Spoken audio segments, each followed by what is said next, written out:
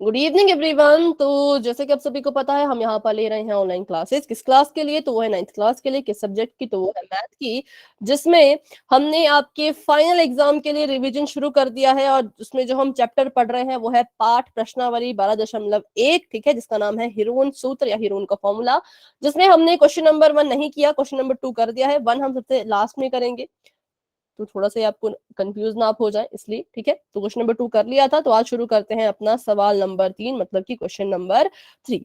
सभी बच्चे अपने साथ मैथ की बुक और एक एक्स्ट्रा नोटबुक रखें, जिसमें अगर आप इसके सॉल्यूशन को, इसके उत्तर को हल करना चाहते हो, हल करके लिखना चाहते हो, तो आप लिख सकते हैं साथ साथ में, ठीक है। सिर्फ 15 या 17 फरवरी तक ही रहेंगी, उसके बाद क्लासेस शायद बंद हो जाए यहाँ से। तो वो कॉपी जो आप बनाओगे वो आपकी मदद करेगी, आपको एग्जाम में हेल्प करेगी, ठीक है, एग्जाम के रिवीजन में आपकी हेल्प करेगी। तो पहले सवाल पढ़ लेते हैं। सवाल आपको यहाँ पे दिया गया है, क्वेश्चन नंबर 3, कि किसी पार्क में एक फिसल पट्टी स्लाइड बनी हुई है, इसकी पार्श्वीय दीवारें, ठीक है, साइड वॉल्स में एक दीवार पर, ठीक है, इसकी देखिए एक फिसल पट्टी है तो 2 दीवारें हैं, उसमें से एक दीवार के ऊपर जो है वो किसी रंग से पेंट किया गया है, और उस पर पार्क को हरा भरा और साफ रखिए लिखा हुआ है, ठीक है। यदि इस दीवार की विमाएं 15 मीटर, 11 मीटर और 6 मीटर है, तो रंग से पेंट किए हुए भाग का क्षेत्रफल ज्ञात करो। क्वेश्चन इतना लंबा है, पूछा क्या गया है, बिल्कुल साधारण सवाल जो मैं आपको भी बताती हूँ। इन्होंने कहा कि एक फिसल पट्टी है और वहां पे एक दीवार बनी है, ठीक है। तो ये आपकी ऐसी दीवार है, फिसल पट्टी आपकी ये वाली, और ये ऐसे को इधर को इसकी सीढ़ियां मान लीजिए, है ना, और ये नीचे से इसका आधार मान लीजिए। तो ये कह रहे हैं कि ये इस दीवार को पेंट करना चाहते हैं, इस दीवार को कलर करना चाहते हैं। आपने बताना है कि जब ये दीवार को कलर करेंगे, पेंट करेंगे, तो उसका क्षेत्रफल कितना आएगा। तो इसमें हमने क्या निकालना है, बिल्कुल साधारण सा सवाल है। आपको कहा है कि इस दीवार का क्षेत्रफल निकालिए। सवाल इतना बड़ा था, फिसल पट्टी है, ये है, वो है, लेकिन जब हमने देखा तो पूछा सिर्फ इतना गया था कि जब आप दीवार को पेंट कर रहे हो, जो आपने दीवार को यहां से यहां तक जो आपने इसको पेंट करना है, तो बताइए जब पेंट करेंगे तो कितना क्षेत्रफल होगा। ये आपको लिखा है यहाँ पर कि दीवार पे लिखा है कि इसको हरा भरा रखें, ये सब कुछ कंफ्यूज करने के लिए दिया जाता है। सवाल बिल्कुल साधारण था, क्या था कि दीवार को जब पेंट किया तो बताइए उसका क्षेत्रफल कितना होगा। और क्षेत्रफल कैसे निकालना है तो हमने पिछली क्लास में पढ़ा था। अच्छा, अभी बहुत से बच्चों ने फिर से क्लास को ज्वाइन किया है, तो फिर से मैं एक बार सवाल रिपीट करती हूँ। जिन बच्चों ने क्लास को भी ज्वाइन किया, ध्यान से मेरी बात सुने। हम कर रहे हैं बच्चों 12.1 का क्वेश्चन नंबर 3, ठीक है, 12.1 सवाल नंबर 3 हम कर रहे हैं। मैं आपके लिए सवाल फिर से पढ़ लेती हूँ। सवाल कह रहा है कि एक किसी पार्क में एक फिसल पट्टी है, स्लाइड बनी हुई है, और इसकी पार्श्वीय दीवारों पर एक दीवार पे किसी रंग से पेंट किया गया है, उस पर पार्क को हरा भरा और साफ रखिए लिखा हुआ है। यदि दीवार की विमाएं 15 मीटर, 11 मीटर और 6 मीटर हैं, तो बताइए रंग से पेंट हुए भाग का क्षेत्रफल कितना होगा। तो ये कह रहे हैं कि एक दीवार है जिसको इन्होंने करना है पेंट, कलर। तो बताओ जब आप इसको कलर करोगे तो कितना हिस्सा, ये कितना जो है वो एरिया, कितना क्षेत्रफल ये आपका पेंट घेरेगा। तो हमें पता है जब दीवार को कलर करना है तो आधी दीवार को तो कलर नहीं करेंगे, दीवार तो पूरी कलर होगी। तो इसका मतलब इस पूरी दीवार का क्षेत्रफल निकालो, वही आपका उत्तर होगा, ठीक है। तो अभी हमें पता है कि अगर हमें त्रिभुज का क्षेत्रफल निकालना हो तो हम आमतौर पे जो फॉर्मूला यूज करते थे वो हम यूज करते थे 1/2 आधार गुणा में ऊंचाई पर। मैंने कहा ऐसे त्रिभुज जिनमें आपको ऊंचाई नहीं दी गई होती, जैसे कि यहाँ पे हम देख पा रहे हैं, इस त्रिभुज की कोई ऊंचाई नहीं है, आधार है, हाँ है 15 मीटर, ऊंचाई है बिल्कुल नहीं, लेकिन तीनों भुजाएं हमें गिवन है, कोई ऊंचाई नहीं दी है। तो हम कहते हैं कि अगर कभी ऐसा केस आता है कि किसी त्रिभुज के पास अगर ऊंचाई नहीं होती है, तो उसका क्षेत्रफल निकालने के लिए हम हिरोन के सूत्र का यूज करते हैं। तो पहले लिख लेते हैं, दीवार की पहली भुजा, बताइए दीवार की पहली भुजा कितने मीटर की है, कोई सी भी पहली मान लो, आपकी मर्जी है। दीवार की पहली भुजा हमने मान ली 15 मीटर, ठीक है। फिर आप वहीं लिख, दीवार की दूसरी भुजा, 11 मीटर। ठीक है, 1 मिनट, कितनी है, 11 मीटर। 11। दीवार की तीसरी भुजा 6 मीटर। ठीक है, 6 मीटर, ये इसकी भुजाएं हैं। और अब हम लिखेंगे यहां पर दीवार का क्षेत्रफल।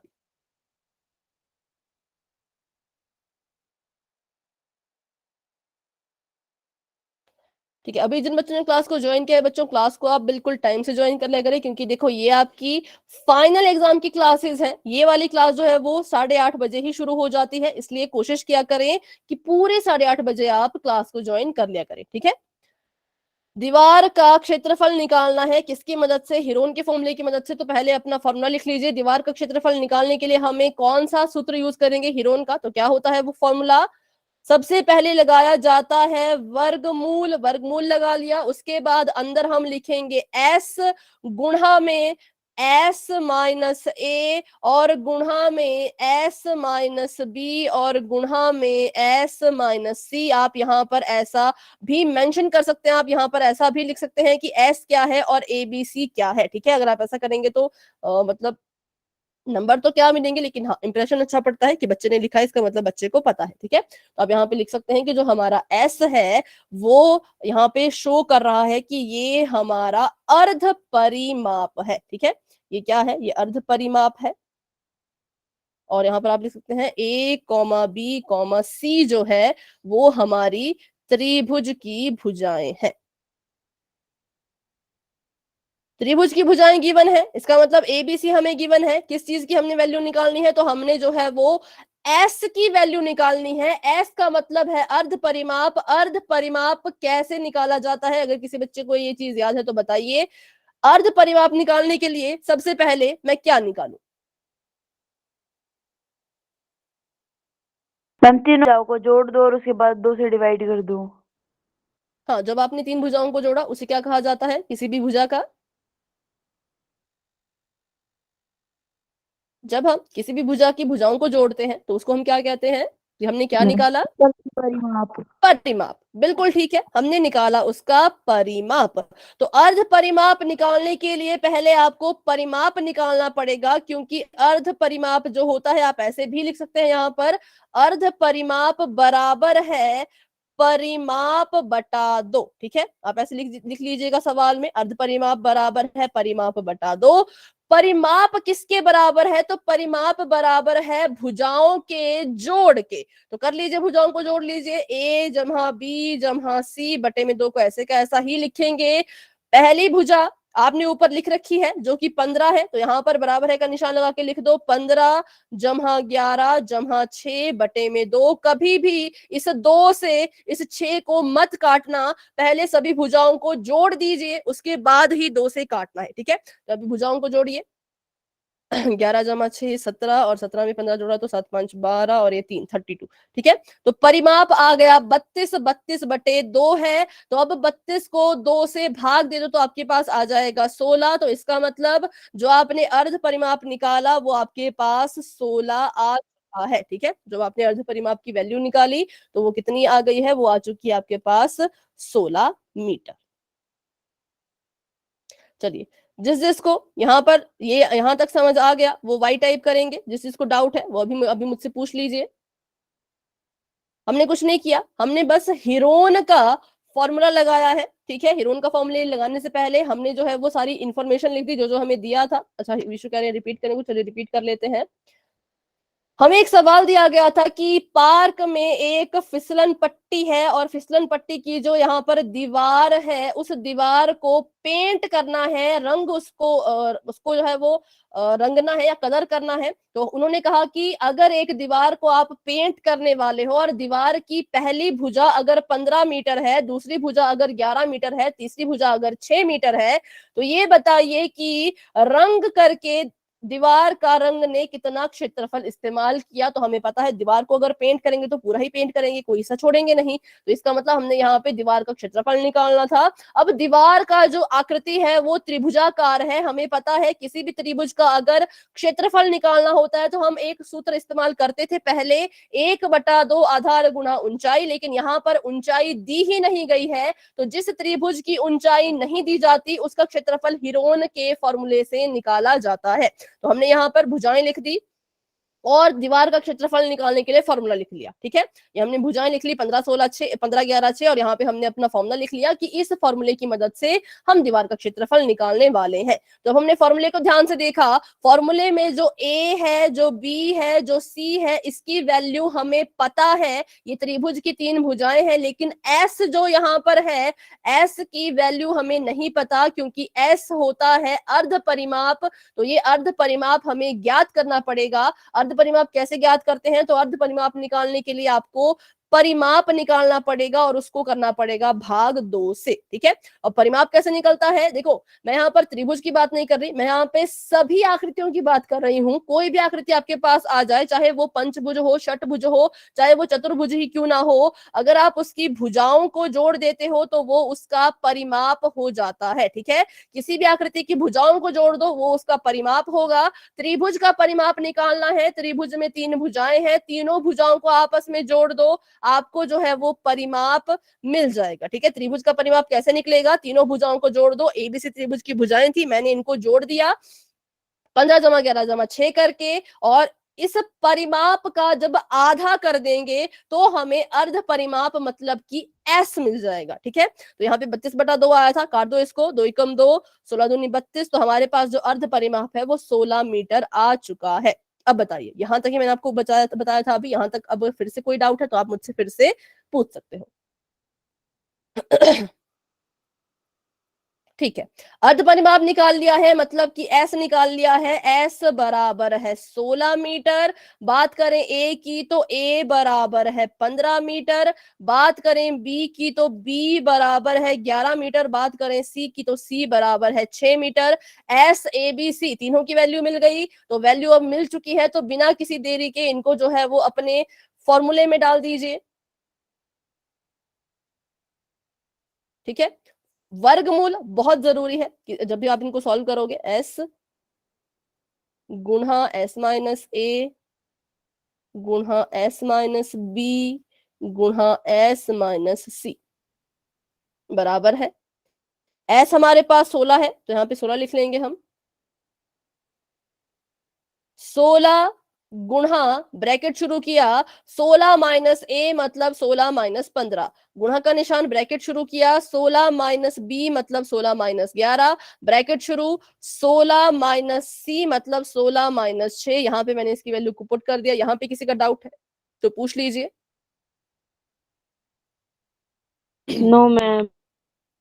ठीक है अंजू बेटा, अभी मैं आपकी नोटबुक चेक नहीं कर पाऊंगी। ठीक है, क्योंकि अभी फिर हमारा टाइम इसमें चला जाएगा, फिर क्वेश्चन नहीं समझ पाएंगे। ठीक है, अगर आपने सॉल्व कर लिया है वेरी गुड, बहुत अच्छे, पर चेक अभी मैं नहीं कर पाऊंगी, सॉरी। ठीक है, चलो, तो बताइए, यहाँ तक सभी को क्लियर है ना? मैंने क्या किया, बस इसकी वैल्यू को यहाँ पुट कर दिया और मेरा अभी यहाँ तक सवाल हो चुका है। अब फिर से बराबर है का निशान और ये लगा दिया बड़ा सा वर्गमूल। 16 का 16 ही आएगा, 16 में से 15 माइनस करें तो कितना आता है? 1 आता है। 16 में से 11 माइनस करो तो कितना आता है? 5 आता है। 16 में से 6 माइनस करो तो कितना आता है?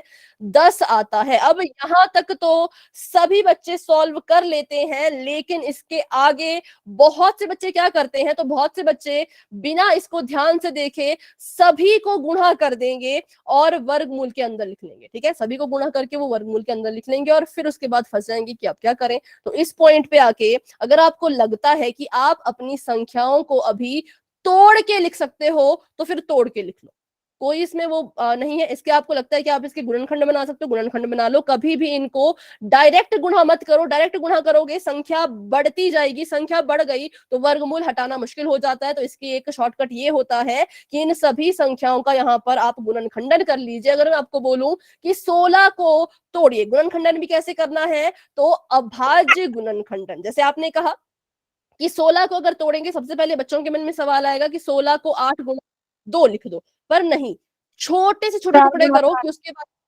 टुकड़े ही ना हो पाए। ठीक है, जैसे अगर अब आप कोई कहेगा कि इसको 4 गुणा 4 लिख लो, लेकिन 4 गुणा 4 के भी अभी और छोटे टुकड़े हो सकते हैं। जो हो सकता है, 4 को तोड़ो तो यहाँ से 2 निकलेंगे 2 बार, इसको तोड़ो तो यहाँ से 2 निकलेंगे 2 बार। ठीक है, तो 4 बार 2 16 से निकल सकते हैं, तो निकालते हैं। 16 को मैं लिखूंगी 2 गुणा 2 गुणा 2 गुणा 2 के रूप में। गुणा का निशान, एक को लिखने की जरूरत नहीं, गुणा का नहीं, एक तो एक ही आएगा, 5 का 5 ही रहने देते हैं। 10 को तोड़ो तो 10 को हम लिख सकते हैं 5 गुणा 2 के रूप में। ठीक है, किस किस को? ये स्टेप समझ आ गया? वाई टाइप करेंगे, डाउट है तो अभी पूछ लो। 16 को मैंने तोड़ा और 10 को मैंने तोड़ा, बस 2 ही मैं तोड़ पाई क्योंकि 5 के और गुणनखंड नहीं हो सकते। एक को मैंने लिखा ही नहीं क्योंकि एक तो गुणा हो जाएगा तो एक बचता कहाँ है ना, तो इसलिए मैंने उसको नहीं लिखा। बराबर है का निशान। अब हम यहां से वर्गमूल हटा सकते हैं। ध्यान दीजिएगा, कभी भी अगर वर्गमूल आप हटाते हो तो, एक मिनट, तो बिल्कुल ध्यान से हटाना है, ठीक है। यहां पर जिस जिसके भी दो दो के जोड़े बन जाएंगे उसको आप इस वर्गमूल, इस काले से घर से बाहर निकाल सकते हैं। मैंने देखा इस दो ने इस दो के साथ जोड़ा बना लिया, इस दो ने इस दो के साथ जोड़ा बना लिया, इस 5 ने इस 5 के साथ जोड़ा बना लिया, ये 2 रह गया अकेला, तो इस 2 को नहीं हम बाहर निकाल सकते, पर जिनके जोड़े बन गए उनको बाहर निकाल सकते हैं। इसका जोड़ा बन चुका था, लेकिन ये वर्गमूल से जब बाहर निकलेगा तो एक ही बन के बाहर निकलेगा। वर्गमूल के अंदर दो बार था, पर जब बाहर निकलेगा तो एक ही बार निकलेगा, ठीक है। और यहां से भी, ये भी वर्गमूल के अंदर 2 बार था तो ये भी एक बार निकल गया। 5 भी वर्गमूल के अंदर 2 बार है, पर जब वर्गमूल से बाहर निकलेगा तो 5 अकेला निकलेगा। अब बात करते हैं इसकी, इसका कोई जोड़ीदार यहां पर नहीं था, इसकी जोड़ी किसी के साथ नहीं बन रही थी, तो इसको आप वर्गमूल से बाहर नहीं निकाल सकते। इसको आप लिखिए गुणा का 2 और इसके साथ वर्गमूल ऐसे का ऐसा ही रहेगा क्योंकि इसका अंदर कोई भी जोड़ीदार नहीं था। अब जितनी भी संख्याएं वर्गमूल के बाहर है इनको गुणा कर लीजिए।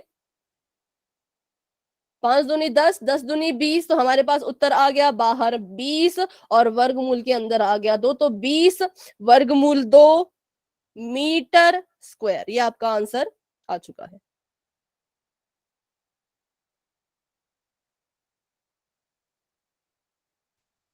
ठीक है, चलिए अभी बताएं इस क्वेश्चन में किसी को कोई डाउट है यहाँ पर, इस पॉइंट पे, इस वाले या इस वाले, तो पूछ लीजिए क्योंकि ये बहुत जरूरी पार्ट है इस पूरे प्रश्न का। अगर आपको समझ आ गया तो वेरी गुड, तो आप वाई टाइप करेंगे, डाउट है तो पूछ लीजिए, नो प्रॉब्लम, ओके। ठीक है, तो अभी इसको करते हैं साइड और करते हैं अपना अगला सवाल।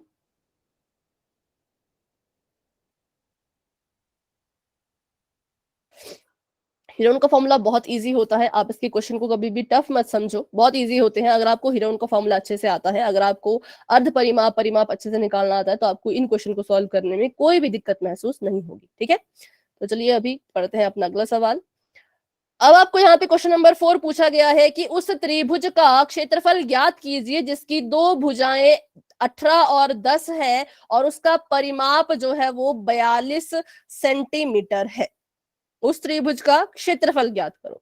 ठीक है, ओके, समझ गए।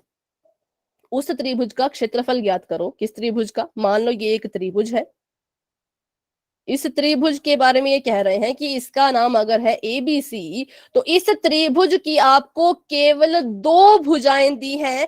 पहली भुजा कही इन्होंने की 18 सेंटीमीटर की, दूसरी भुजा कही इन्होंने 10 सेंटीमीटर की, तीसरी भुजा इन्होंने कही हमें नहीं पता, खुद पता कर लो। ठीक है, अब भुजा पता करनी है तो कुछ ना कुछ तो इसमें और चीज गिवन होनी चाहिए, तो इन्होंने कहा ठीक है, भुजा तो हम आपको नहीं बताएंगे तीसरी भुजा क्या है, पर हम आपको इसका परिमाप बता देते हैं कि इस पूरी आकृति का जो परिमाप है वो 42 आपकी आवाज सेंटीमीटर तक है। तक आ रही है। और बेटा क्लास को एक बार लेफ्ट करके दोबारा से ज्वाइन कीजिए।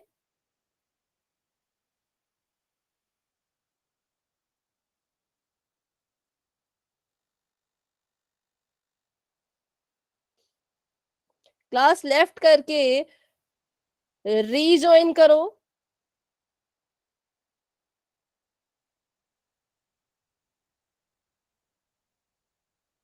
ठीक है,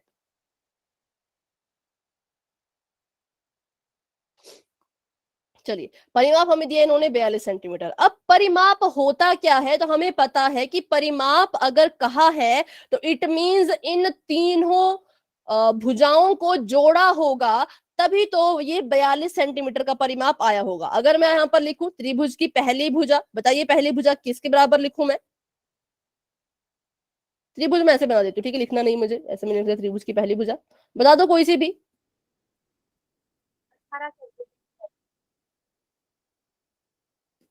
चैट में लिख लो अगर आप माइक ऑन करके नहीं बताना चाहते तो। त्रिभुज की पहली भुजा, त्रिभुज की दूसरी भुजा, त्रिभुज की तीसरी भुजा। 18, ठीक है। और एक भुजा है 18, दूसरी 10 सेंटीमीटर। 10 सेंटीमीटर, और तीसरी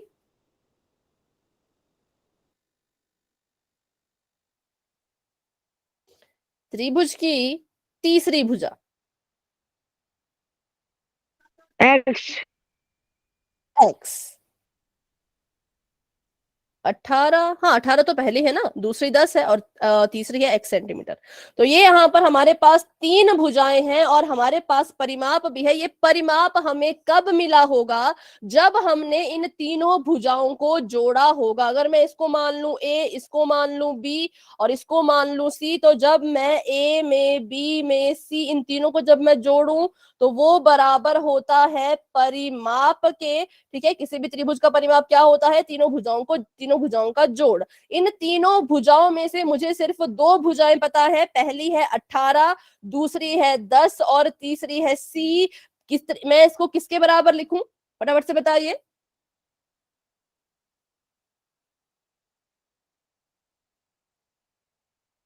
बराबर है के बाद परिमाप है, परिमाप की जगह पे मैं क्या लिखूं? Ma'am 42 centimetre. 42, बिल्कुल से। अभी इसमें सेंटीमीटर लिखने की जरूरत नहीं, सिर्फ 42 लिखेंगे क्योंकि हम इसको सॉल्व कर रहे हैं। ठीक है, तो हाँ सेंटीमीटर है वैसे, पर लिखने की जरूरत नहीं क्योंकि सिर्फ सॉल्व कर रहे हैं।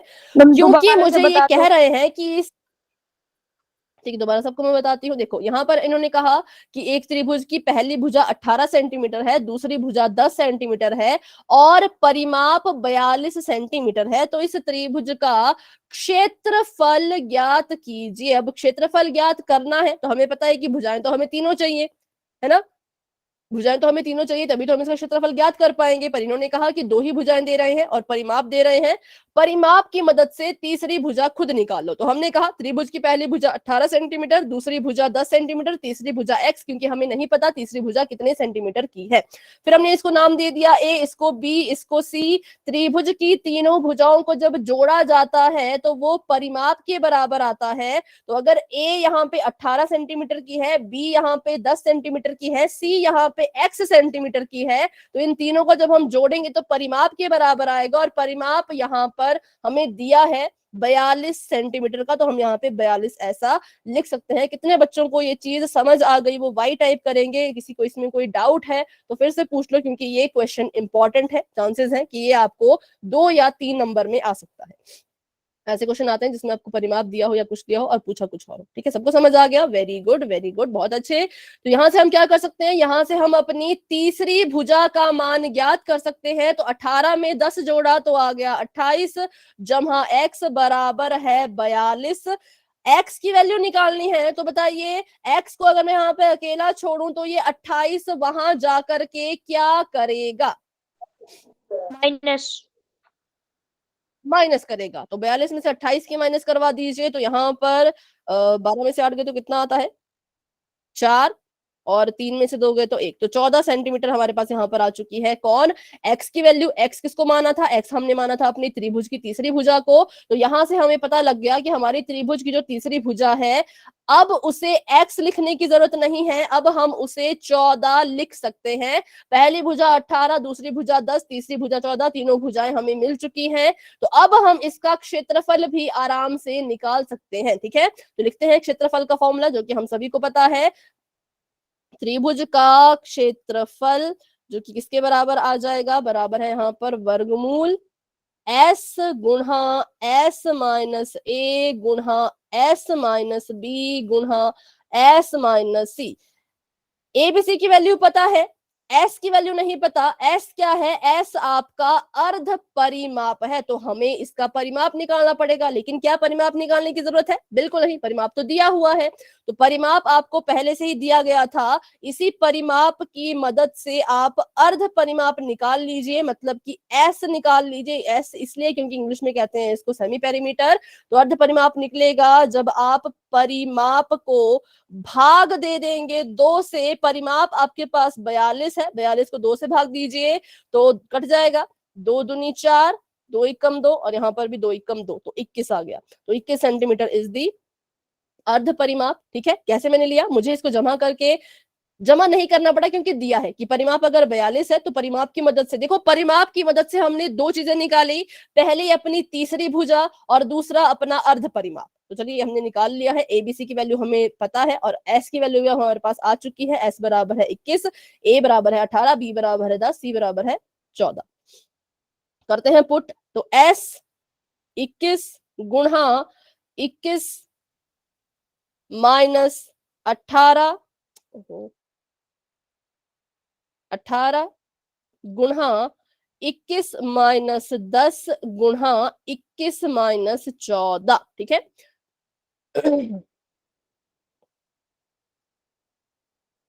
जो कि बराबर आ जाएगा किसके, 21 का तो 21 ही रहेगा, अभी इसको तो नहीं छेड़ सकते। 21 में से 18 गए, कितना आएगा, 18 19 20 21, 3। 21 में से 10 गए 11, 21 में से 14 गए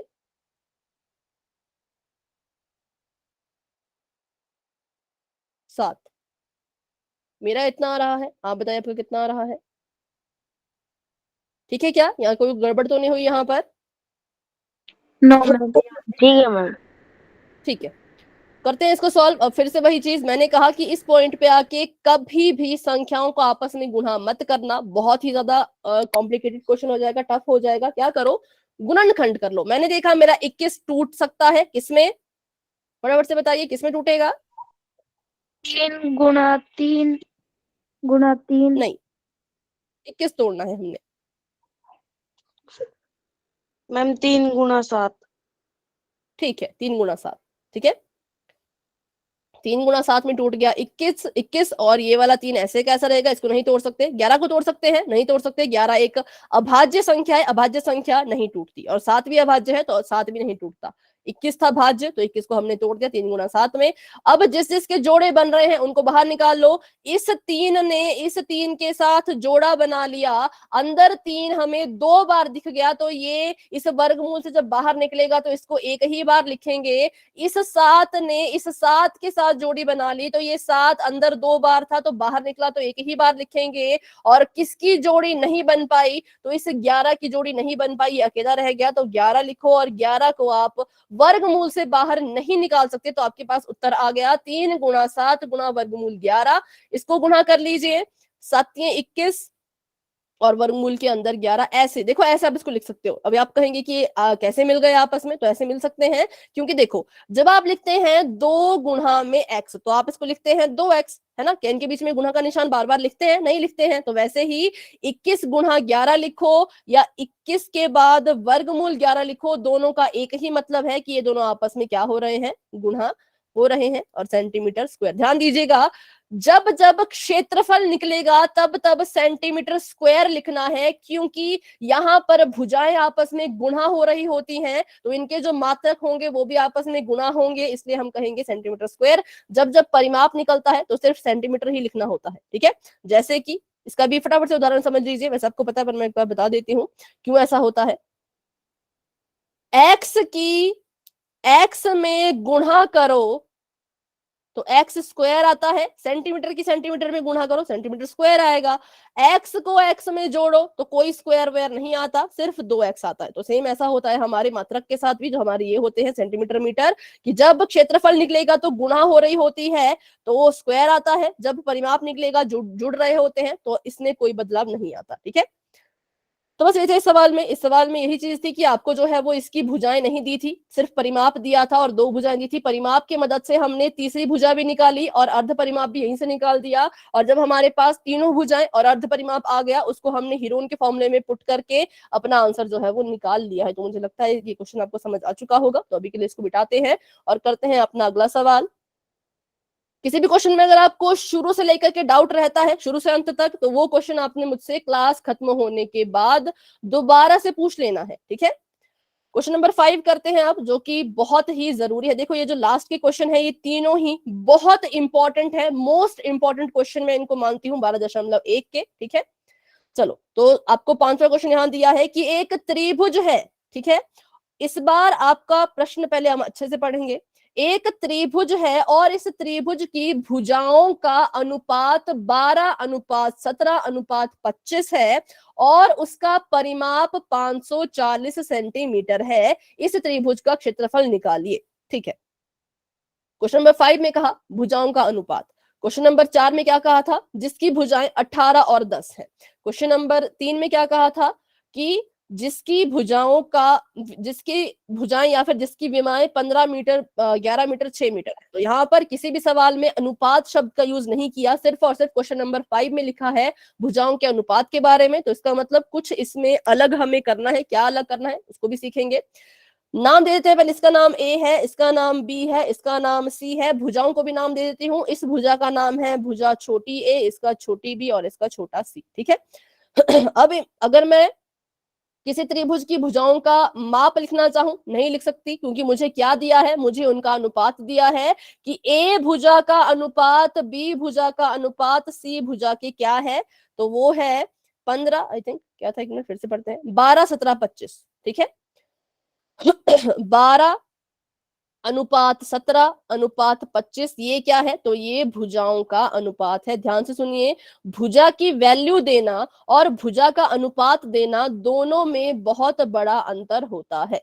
चलो, तो सबसे पहली चीज तो आपको ये ध्यान में रखनी है कि जो चीज पहले लिखी गई है उसका जो रिलेशन है वो पहली के साथ होगा। अगर यहाँ पे ए बी सी का अनुपात लिखा है और 12:17:25 लिखा है, तो ए का जो रिलेशन है वो 12 के साथ है, बी का जो रिलेशन है वो 17 के साथ है और सी का जो रिलेशन है वो 25 के साथ है। ठीक है, लेकिन ये भुजाओं का असली मान नहीं है। ठीक है, अब फिर से सुन लीजिए, भुजाओं का अनुपात है, भुजाओं का असली मान नहीं है, वो हमने निकालना है। पहले लिख लेते हैं। और हमें क्या दिया है, और हमें दिया है परिमाप। परिमाप कितना है, तो 540 सेंटीमीटर, ये आपको परिमाप दिया है। भुजाओं का अनुपात दिया है और इस पूरे का परिमाप दिया है।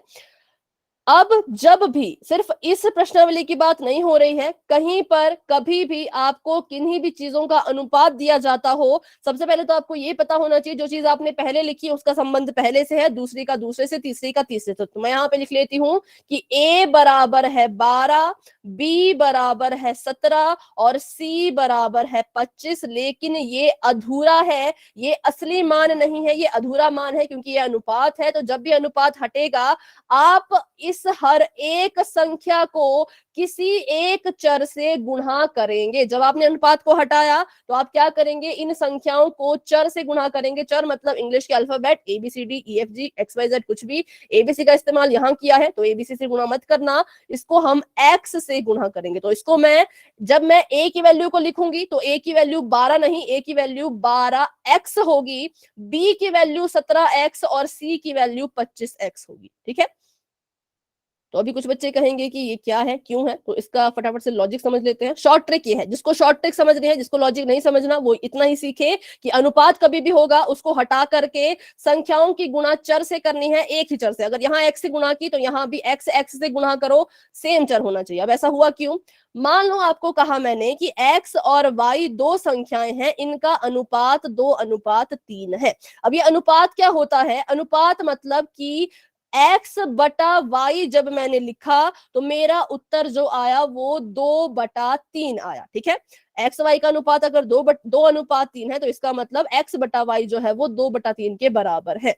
लेकिन ये x और y का असली मान नहीं है। हमें अनुपात कब आता है, तब आता है जब बड़ी संख्याओं को काटा गया हो। मतलब मेरे जो x और y थे वो 2/3 के बराबर नहीं थे, वो कुछ बड़ी संख्याएं थी। जब मैंने बड़ी संख्याओं को काट के लिखा तब उनका मान 2/3 आया, इसलिए यहाँ पे इन्होंने उसको 2:3 लिखा है। तो मुझे ये पता करना है कि कौन सी दो बड़ी संख्याओं को काटा और 2/3 आया।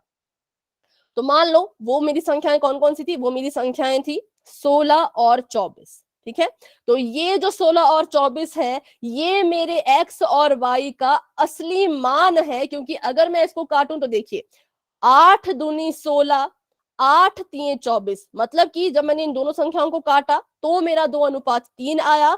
तो इन्होंने मुझे अनुपात दिया है और कहा है कि असली संख्या का के बारे में आप पता लगाओ। तो मैंने देखा कि अगर मैं यहाँ पे 8 से गुणा कर लूं और यहाँ पे भी 8 से गुणा कर लूं तो मुझे मेरी असली संख्याएं मिल जाएंगी। 8 दूनी 16, 3 8 24। तो बस वही हम यहाँ कर रहे हैं कि 12 17 और 25 कब आए, जब तीन बड़ी संख्याओं को काटा तब ये संख्याएं आई थी 12 17 25। तो हम क्या करें, अगर हम भी यहाँ पर उस संख्या से गुणा करने, जैसे यहाँ पे मैंने गुणा किया 8 से तो मुझे असली वैल्यू मिल गई। तो यहाँ पर x वो चीज है जिससे हमने गुणा करना है, तो मुझे मेरे ए बी सी की असली वैल्यू मिल जाएगी। तो उसका पता हम अब लगाएंगे कि x की जगह पे क्या आना चाहिए जिससे तीनों को गुणा करके हम अपने असली मान तक पहुंच जाएं। ये था इसका पूरा लॉजिक कि अनुपात को हटाने पर चर से गुणा क्यों करते हैं। पर जिसको शॉर्ट ट्रिक याद रखनी है वो शॉर्ट ट्रिक भी याद रख सकता है। तो भुजाओं का अनुपात था, भुजाओं को हमने ऐसे लिख दिया। अब हमें नहीं समझ आया कैसे इसको सॉल्व करें। क्या कोई बता सकता है कि मैं यहां से इस x की वैल्यू को कैसे निकालूं? कुछ भी सही हो गलत हो कुछ भी आप बताओ, जितना भी आपको लगता है कि क्या कर सकते हैं।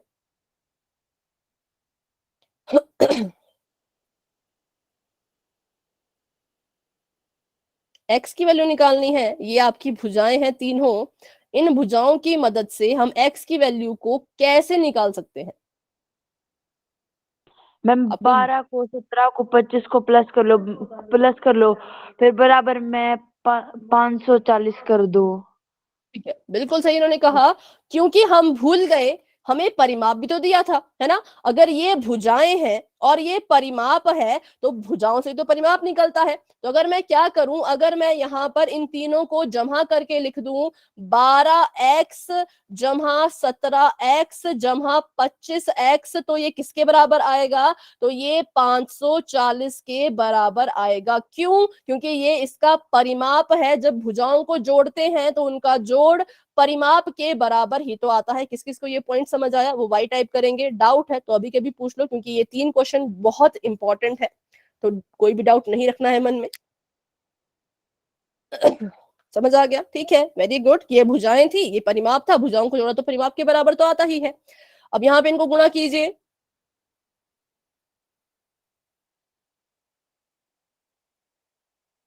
चौवन, मेरा 54 आ रहा है, आप देखिए आपका कितना आ रहा है 54x। ठीक है, 5 7 12, 12 2 4, मतलब 14 आया। 14 का 4 यहाँ लग गया, एक हासिल यहाँ चले गई, तो 1 2 3 4 5, 54 मेरा आया। 54x बराबर है किसके? 540 के। और x की वैल्यू यहाँ से कितनी आ जाएगी? तो x में जो है वो 540 यहाँ पर है उस तरफ। ठीक है, 54x के साथ गुणा कर रहा था, जब बराबर है कि इस तरफ आएगा तो भाग करेगा।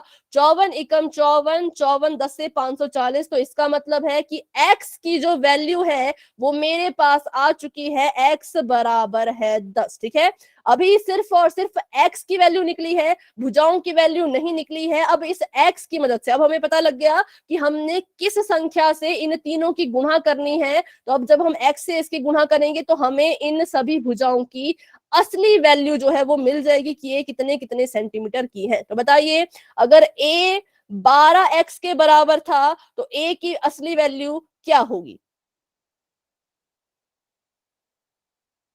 मैम 120। और b की?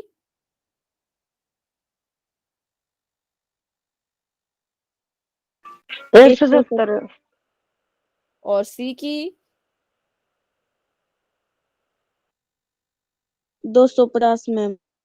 ठीक है, ये हो जाएगी 120, 12 10 से 120, और बी हो जाएगा 170, 17 10 से 170, और सी हो जाएगा 250, 17 सॉरी 25 10 से 250। तो यहां से हमने देखो भुजाओं के अनुपात को कैसे हटाया, चर की गुणा करा दी। बस इतना याद रखो, कभी भी अनुपात हटेगा चर की गुणा करा दो। फिर देखा हमने कि ये भुजाएं हैं, ये परिमाप है, तो भुजाओं और परिमाप में एक रिलेशन होता है कि अगर आप भुजाओं को जोड़ेंगे तो परिमाप के बराबर आएगा। तो इसकी मदद से हमने क्या किया, भुजाओं को जोड़ के 540 के बराबर लिख दिया और इनको जोड़ के आया 54x। x की वैल्यू निकाली तो आ गई 10।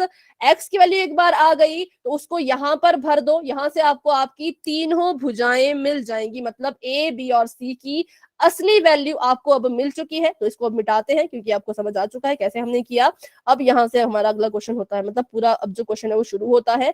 हमें कहा है वही कि इसका आप क्या करो, इसका अब क्षेत्रफल ज्ञात कीजिए। परिमाप दे रखा है, बात करें ए की, पहली भुजा की, तो पहली भुजा हमारे पास आ चुकी है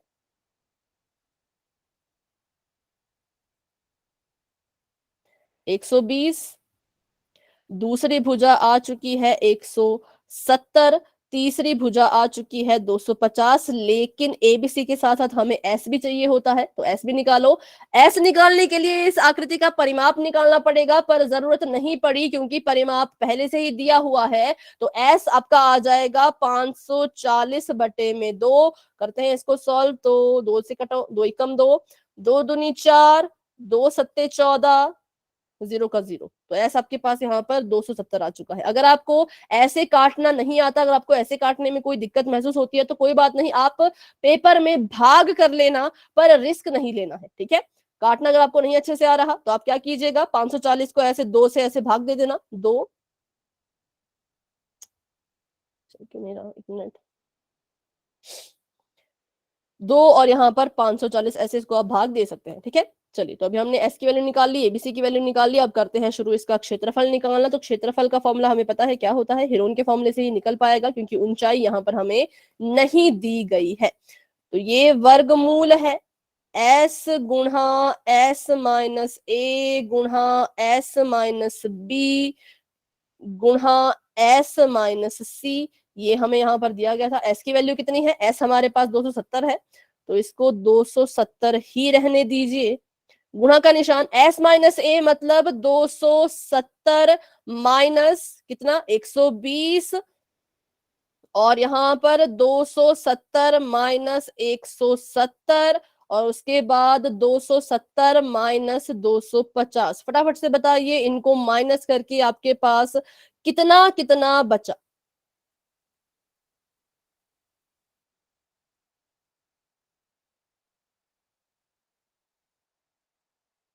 270 में से जब आपने 120 को काटा तो कितना बचा, मैम शायद 50। मतलब 150, 150, ऐसा आप कह रहे हैं, ठीक है। और यहाँ पे 270 से 170 काटा तो कितना बचा, 100, और यहाँ पे 270 से 250 काटा तो कितना बचा, 20 आई थिंक, है ना। चलो, अब करते हैं इसको हल। अब देखो, अब यहाँ पर अगर आप क्या करेंगे, अगर आप यहाँ पे, जैसे मैंने आपको कहा कि हर एक चीज के क्या करो, गुणनखंड निकालो, तो आपका सवाल हो जाएगा बहुत ही ज्यादा लंबा। तो हमने देखा कि इन सभी के पास जो है वो ऐसे 0 0 आ रहे हैं, इसका मतलब ये सभी 10 से गुना हुए होंगे तभी तो 0 आता है। अगर 5 के पीछे 50 0 लगा है तो मतलब 5 को 10 से गुना किया तभी तो 50 बना। अगर 108 के पीछे 0 लगा है तो इसका मतलब 108 को 10 से गुना किया तभी तो 1080 बना, ठीक है। तो ऐसे जो है वो यहाँ पे इसको हल, मतलब यहाँ पे ये चीजें हमें दिख रही थी, तो हमने सबसे पहले क्या किया, सबसे पहले इनको इनके इस 10 से अलग किया। अगर मैं 270 को 27 गुणा 10 लिखूं तो क्या इस पे कोई फर्क पड़ेगा, नहीं पड़ेगा, क्योंकि 27 10 से ही तो 270 होता है। तो हमने क्या किया, सबसे पहला काम, इन सभी के पास मुझे 10 की गुणा दिख रही थी, इन सभी से इनके 10 को मैंने हटाया। 150 को तोड़ू अगर मैं 10 की गुणा में, बताइए क्या लिखेंगे, मैम 15 × 10। 15 गुणा 10, बिल्कुल ठीक है। 100 को तोड़े 10 की गुणा में, कितना लिखेंगे,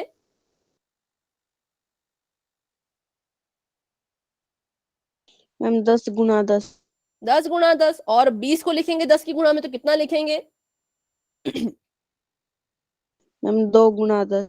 2 गुणा 10, बिल्कुल सिंपल है, ठीक है, 2 गुणा में 10। चलो, अब हमने सबसे पहले इनको इनकी 10 10 की गुणा में अलग कर दिया। अब संख्याओं को तोड़ो, 10 को मत तोड़ना पर, ठीक है। 10 को क्यों मत तोड़ना, क्योंकि 10 हमें दिख रहा है कि कॉमन आ जाएगा, 10 को रहने देते हैं ऐसे ही।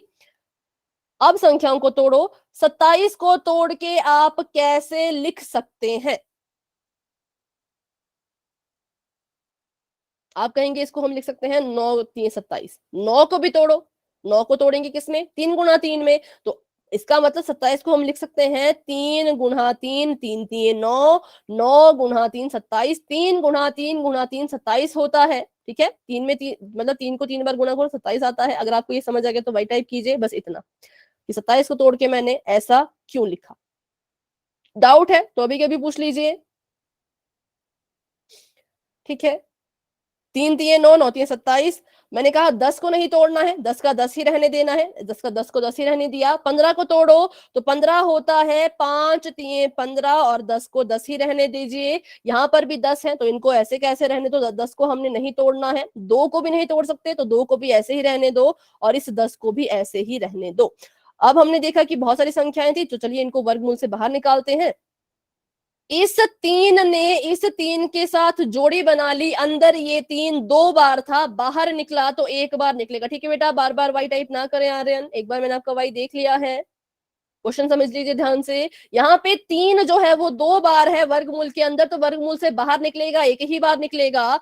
इस 3 ने इस 3 के साथ जोड़ी बना ली तो अंदर ये दोनों 2 बार थे, बाहर निकलेंगे तो एक ही बार लिखे जाएंगे। अब बात करते हैं 10 की, तो इस 10 ने इस 10 के साथ जोड़ी बना ली, ये दोनों 2 बार अंदर थे, एक बार बाहर निकल जाएंगे। और इस 10 ने इस 10 के साथ जोड़ी बना ली तो ये भी 2 बार अंदर थे, एक बार बाहर निकल जाएंगे। क्या 5 का कोई जोड़ीदार आपको दिख रहा है? नो हाँ या ना? मैम। क्या 2 का आपको कोई जोड़ीदार दिख रहा है? नहीं। क्या 10 का आपको कोई जोड़ीदार दिख रहा है? सारे 10 तो बुक हो गए, इस वाले ने इसके साथ जोड़ी बना ली, इसने इसके साथ जोड़ी बना ली, ये बेचारा अकेला रह गया। तो जो जो अब अकेले रह गए हैं उनको भी लिख लीजिए गुणा में, लेकिन कैसे? तो वर्गमूल के अंदर। तो यहाँ आ जाएगा 5 गुणा 10 गुणा 2, क्योंकि इसका भी कोई जोड़ीदार नहीं है, इसका भी कोई जोड़ीदार नहीं है, इसका भी कोई जोड़ीदार नहीं है। तो 5 10 और 2 क्या करेंगे? वर्गमूल के अंदर ही रहेंगे। करते हैं इसको भी और सॉल्व। अब क्या होता है, अब देखो, कुछ संख्याएं वर्गमूल के बाहर हैं, कुछ संख्याएं वर्गमूल के अंदर हैं। बाहर वालियों को आपस में गुणा कर दो, अंदर वालों को आपस में गुणा कर दो, आपका आंसर आ जाएगा। 3 3 9, 10 10 से 100, तो ये आ गया 900। और वर्गमूल के अंदर क्या आ जाएगा? 5 10 से 50, 50 दूनी 100। तो 900 वर्गमूल 100 सेंटीमीटर स्क्वायर, ये हमारा फाइनल आंसर यहाँ पर आ चुका है। ठीक है, तो ये सवाल कैसा था? ये सवाल था अनुपात वाला। अनुपात को पहले हटाओ, अनुपात को हटा करके हमने पहले ए बी सी की वैल्यू लिखी। ए को लिखा 12x, बी को लिखा 17x, सी को लिखा 25x। फिर उन तीनों को आपस में जोड़ करके 540 के बराबर लिख दिया, क्योंकि भुजाओं को जोड़ेंगे तो परिमाप के बराबर आता है। तो इस परिमाप की मदद से एक बार फिर हमने x की वैल्यू निकाली और x की मदद से भुजाओं की वैल्यू निकाली, और इसी परिमाप की मदद से हमने जो है वो अपना अर्ध परिमाप भी निकाला। और उसके बाद इसको क्षेत्रफल के फॉर्मूले में डाल दिया, और फॉर्मूले में डाल करके इसको अच्छे से हल करके हम अपने उत्तर तक पहुंच गए, जो कि है 900 अनुपात 100। ठीक है, 3 3 9, 10 10 से 100, ठीक है, 5 10 से 50, ठीक है, ये आंसर ठीक है बिल्कुल। तो चलिए, ये हमारा क्वेश्चन नंबर कौन सा था? 5 भी हो चुका है। अब इसका आखिरी सवाल भी कर लेते हैं, 10 मिनट है हमारे पास, हो जाएगा बड़े आराम से। ठीक है, उसके बाद भी अगर किसी बच्चे के मन में कोई डाउट रहेगा ना, तो मुझसे आपने पूछ लेना है क्लास के एंड होने के बाद भी। अभी के लिए अपना छठा सवाल पढ़ लेते हैं। ये कह रहे हैं कि एक समद्विबाहु त्रिभुज का परिमाप 30 सेंटीमीटर है। फिर से इन्होंने हमारे साथ क्या किया? फिर से इन्होंने हमें परिमाप की वैल्यू दी है।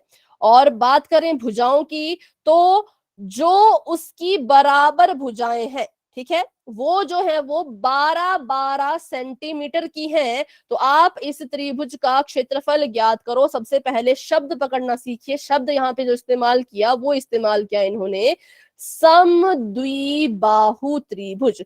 चलिए बताइए, समद्विबाहु त्रिभुज क्या होता है या कौन होता है? समद्विबाहु,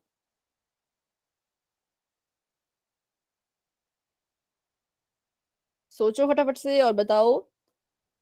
सम का मतलब होता है बराबर,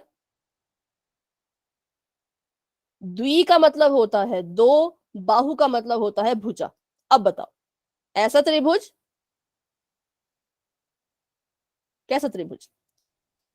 फटाफट से इसी को आपस में इसी के एक लाइन बनाओ और मुझे बताओ, कैसा त्रिभुज?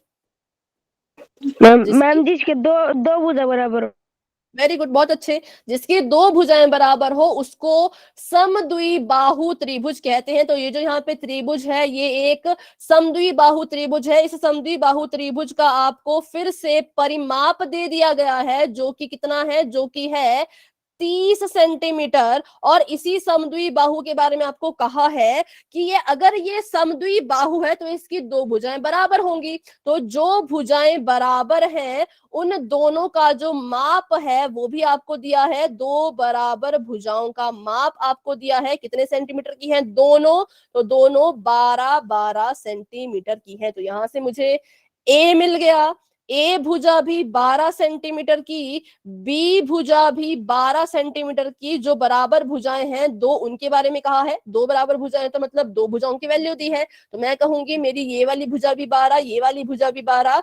तीसरी भुजा नहीं दी है, उसके बदले में हमें परिमाप दिया है। अब तो हम सीख चुके हैं कैसे हमने परिमाप की मदद से भुजा निकालनी है। तो करते हैं इसको फटाफट से सॉल्व, है ना। तो यहाँ पर आपको क्या करना था इस सवाल में? इस सवाल में आपको ये शब्द पकड़ना था समद्विबाहु नाम का। समद्विबाहु मतलब दो भुजाएं बराबर, और जो भुजाएं बराबर हैं उनमें से अगर एक 12 सेंटीमीटर की तो दूसरी भी 12 की होगी। तीसरी को फिर से नाम दे दो एक्स, तो इसको मैंने नाम दे दिया एक्स। अब हम क्या करेंगे, तो तीनों को आपस में जोड़ेंगे, ए जमा बी जमा सी। और किसके बराबर लिखूं फटाफट से बताइए? मैम 30। 30 के, बिल्कुल सही।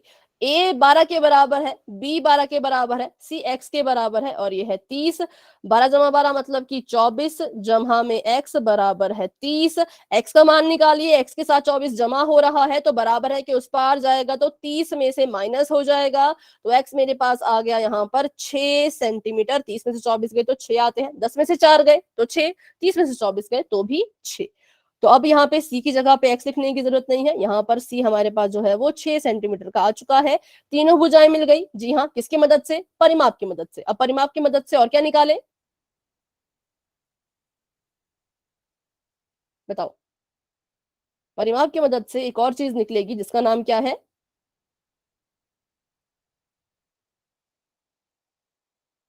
फटाफट से बताइए। Ma'am x. एक्स तो निकल, एस, अच्छा आपने एस कहा, ठीक है। एस, एस मतलब अर्ध परिमाप। तो अर्ध परिमाप भी निकल जाएगा। परिमाप की मदद से अर्ध परिमाप लिख लो यहाँ पे, अर्ध परिमाप, जिसको हम शॉर्टकट में लिखते हैं एस, वो बराबर हो जाएगा 30/2 मतलब परिमाप बटा 2 के, और ये आ जाएगा 15 सेंटीमीटर। तो यहाँ पर हमें सब कुछ मिल चुका है, ए बी सी और एस मिल चुका है। एस बराबर है 15, ए बराबर है 12, बी बराबर है 12 और सी बराबर है 6। बनाते हैं अपना फॉर्मूला फटाफट से। ये वर्गमूल लग गया, इसके अंदर s गुणा में s माइनस ए गुणा में s माइनस बी गुणा में s minus c which is equal to, एक और वर्गमूल लगा लीजिए। s यहाँ पर 15 है, 15 का 15 ही लिखेंगे,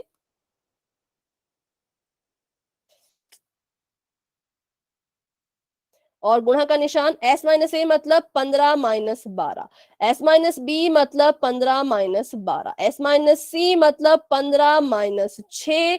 और यहाँ पर फिर से लगा लीजिए वर्गमूल। 15 का 15 ही अभी रहने देते हैं। 15 में से 12 गए तो आता है 3, 15 में से 12 गए तो आता है 3, 15 में से 6 गए तो कितना आता है? 9 आई थिंक। 9, 10 11 12 13 14 15, हाँ ठीक है 9 आता है। अब तोड़ो इनको, गुणा कभी मत करना, तोड़ दो। 15 को तोड़ेंगे 3 गुणा 5 में, 3 का 3 ही रहेगा, 3 का 3 ही रहेगा। 9 को तोड़ेंगे 3 गुणा 3 में, ठीक है। इसको तोड़ा मैंने 3 गुणा 5 में, इसको तोड़ा मैंने 3 गुणा 3 में, ये 2 3 पहले से ही थे। अब देखिए जिससे इसके जोड़े बनेंगे वो वर्गमूल से बाहर आ जाएंगे। तो इस 3 ने इस 3 के साथ जोड़ी बना ली, अंदर 2 बार था, यहां से एक 3 बाहर निकल गया, गुणा का निशान। इस 3 ने इस 3 के साथ जोड़ी बना ली, अंदर 2 बार थे, बाहर एक बार निकलेंगे, यहां से एक 3 बाहर निकल गया।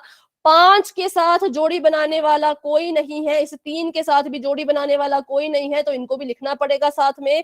5 गुणा में 3, लेकिन ये वर्गमूल के अंदर ही रहेंगे, इनके जोड़ीदार कोई था ही नहीं। इस 3 की इससे बन गई, इस 3 की इससे बन गई, ये दोनों ऐसे कैसे रह गए? तो इनको वर्गमूल के अंदर रख दिया। अब वर्गमूल के बाहर वाली संख्याएं आपस में गुणा कर जाएंगी और अंदर वाली आपस में गुणा कर जाएंगी, तो 3 3 आ गया 9, और गुणा वर्गमूल 15 ऐसे भी लिख सकते हो सेंटीमीटर स्क्वायर, ठीक है। या फिर ऐसे भी लिख सकते हो कि 9 और साथ में वर्गमूल 15, किसी भी तरह से लिखो, आपका आंसर जो है वो दोनों ही तरह में सेम है। तो फटाफट इसको करते हैं क्विक रिवाइज। यहाँ पर सवाल था कि आपका जो त्रिभुज है वो समद्विबाहु है। समद्विबाहु त्रिभुज की दो भुजाएं दी थी, एक परिमाप दिया था, तीसरी भुजा नहीं दी थी। हमने इन दो भुजाओं की मदद से और इस परिमाप की मदद से तीसरी भुजा निकाल दी और इसी परिमाप की मदद से अर्ध परिमाप भी निकाल दिया, फिर अपने फॉर्मूले में पुट कर दिया और फॉर्मूले को सॉल्व करके अपने उत्तर तक हम पहुंच गए। ठीक है, तो ये हमारा 12.1 के सभी क्वेश्चंस पूरे हो चुके हैं। अभी हमारे पास 3 मिनट है, तो अभी 12.2 के क्वेश्चन को समझने की कोशिश करते हैं कि क्या है। मतलब बस क्वेश्चन सॉल्व नहीं करेंगे पर एक उसको समझेंगे कि इसके क्वेश्चन में कैसे कैसे आपको सॉल्व करने को चीजें आएंगी। ठीक है, पहली चीज आप देख पा रहे होंगे, इसमें हमें आकृतियां नहीं दी है, आकृति नहीं दी है, बल्कि सवाल बहुत पूछे हैं। तो ये कैसा केस होगा, ये ऐसे केस हो सकते हैं जिसमें आपको एक त्रिभुज में, पहले मैं आपको समझाती हूँ। ऐसे मान लो ये एक मैंने त्रिभुज बनाया, ठीक है, ये एक चतुर्भुज है, इसका नाम है ABCD। आपको बोला इस पूरे चतुर्भुज का क्षेत्रफल निकालो। मैंने देखा कि ये पूरा जो चतुर्भुज है ये दो त्रिभुजों में बंट गया है, पहला त्रिभुज ये, दूसरा त्रिभुज ये। फिर मैंने देखा कि ये जो मेरा पहला त्रिभुज है ये मुझे समकोण त्रिभुज दिख रहा है, जिसका एक कोण 90 अंश का होता है। समकोण त्रिभुज का क्षेत्रफल कैसे निकालेंगे, तो हम 1/2 आधार गुणा ऊंचाई से इसका क्षेत्रफल निकालेंगे। इस वाले त्रिभुज का, पहले त्रिभुज का, और दूसरे त्रिभुज के पास कोई ऊंचाई नहीं है तो दूसरे त्रिभुज का क्षेत्रफल हम हीरोन के फॉर्मूले से निकालेंगे। मतलब अगर हम सिंपल सी बात कहें तो 12.2 में आप दोनों फॉर्मूले का यूज करेंगे और साथ ही पाइथागोरस थ्योरम का भी आप यहाँ पे यूज इस्तेमाल करेंगे। ठीक है, तो बस यही था, यही मैंने आपको इसमें बताना था कि किस तरह के क्वेश्चन आपको यहाँ देखने को मिलेंगे। बाकी अब इसके बारे में हम बात करेंगे अगली क्लास में। तो आज की क्लास को बच्चे यहीं तक रखते हैं। आज की क्लास को लेकर के किसी बच्चे के मन में कोई डाउट है तो क्लास में बने रहिए, मुझसे पूछिए, लेकिन अगर कोई डाउट नहीं है तो आप क्लास को लेफ्ट कर सकते हैं। Good night and bye bye, मिलते हैं अपनी अगली क्लास में।